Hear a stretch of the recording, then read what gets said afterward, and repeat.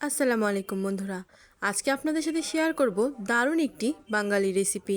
আর বাঙালিদের চিংড়ি মাছ কিন্তু খুবই পছন্দ, তাই আজকে আমি চিংড়ি মাছের ভুনা রেসিপিটাই আপনাদের সাথে শেয়ার করব। চলুন দেখে নেই কীভাবে তৈরি করছি।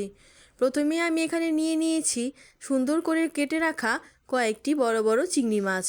এখন চিংড়ি মাছে আমি দিয়ে দিচ্ছি হলুদের গুঁড়া, পরিমাণ মতো লবণ আর মরিচের গুঁড়া। অন্যদিকে তেল গরম করে নিচ্ছি, আর তেলটা গরম হয়ে গেলে আমি এখন চিংড়ি মাছগুলোকে কিন্তু একটু সুন্দরভাবে লাল লাল করে ভেজে নিব। এক পাশ হয়ে গিয়েছে, অন্য দিকটাও কিন্তু আমি লাল করে ভেজে নিব। এইভাবেই ভেজে তুলে নিচ্ছি। ওই একই তেলে আমি দিয়ে দিচ্ছি এখানে পেঁয়াজ বাটা। আপনারা চাইলে এখানে পেঁয়াজ কুচিটাও ব্যবহার করতে পারেন। পেঁয়াজটাকে তেলের সাথে কিন্তু মিশিয়ে নিয়েছি। এখন দিয়ে দিচ্ছি পরিমাণ মতো লবণ। লবণটা একটু বুঝে শুনে দিতে হবে, যেহেতু চিংড়ি মাছে আমরা আগে থেকেই লবণ ব্যবহার করেছি। দিয়ে দিয়েছি সামান্য পরিমাণে কাঁচামরিচ বাটা, হলুদের গুঁড়া আর মরিচের গুঁড়া। দিয়ে আবারও মশলাগুলোকে খুব ভালো করে কষিয়ে নিচ্ছি। দিয়ে দিচ্ছি সামান্য পরিমাণে পানি দিয়ে আবারও মশলাগুলো নেড়ে চেড়ে নিচ্ছি। বলক চলে এসেছে, এখন আমি মশলাগুলোর মধ্যে কিন্তু চিংড়ি মাছগুলো দিয়ে এখন আমি খুব ভালো করে রান্না করে নিব।